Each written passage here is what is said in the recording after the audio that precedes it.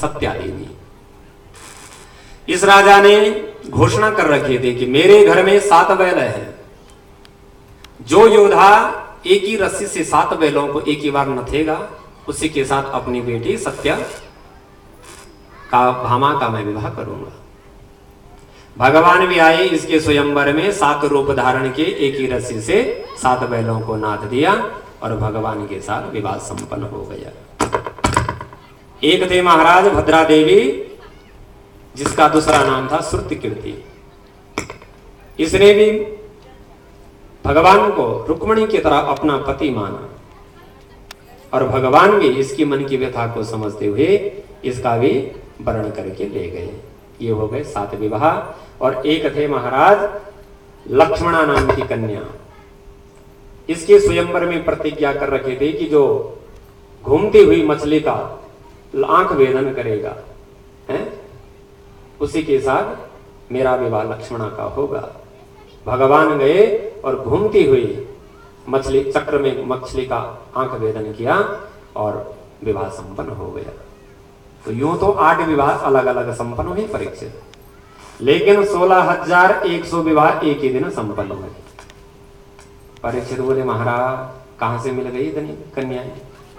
बोले सुनो कि एक बार एक नरकासुर नाम का दैत्य था, दूसरा नाम था इसका भौमासुर। इसने प्रतिज्ञा कर रखी थी कि जिस दिन 1 लाख राजकन्याएं हो जाएगी उस दिन उनसे सबसे विवाह करूंगा। तो प्रत्येक राजकन्याओं का हरण करके लाता और जेल में डाल देता कि जिस दिन 1 लाख की संख्या पहुंचेगी तब इनसे विवाह रचूंगा। संख्या पहुंच गई 16,100 तक।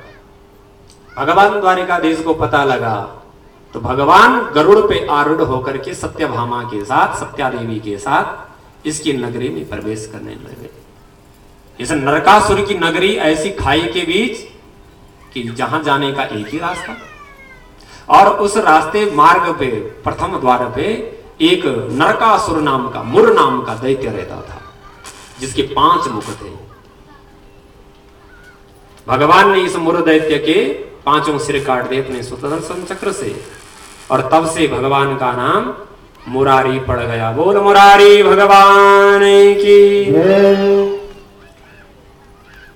भगवान भीतर प्रवेश गए, भौमासुर नरकासुर को मार दिया और राजकन्याओं को मुक्त कर दिया कि जाओ देवियों अब तुम स्वतंत्र हो, अब अपने घर जाओ। राजकन्या बोली महाराज अब हम कहां जाएं? बोले जहां आज तक रहती थी। अब तो हम दुनिया की धारा से नहीं जुड़ सकते हैं, समाज से नहीं जुड़, आत्महत्या करना ही ठीक है महाराज। भगवान ने कहा देवियों ऐसा मत करो भैया, आत्महत्या करना ठीक नहीं। जिसके लिए किसी के घर का द्वार नहीं है खुला उसके लिए मेरे घर का द्वार खुला। और भगवान ने 16,000 कर दिया। तो ये हो गए भगवान के 16,108 विवाह संपन्न।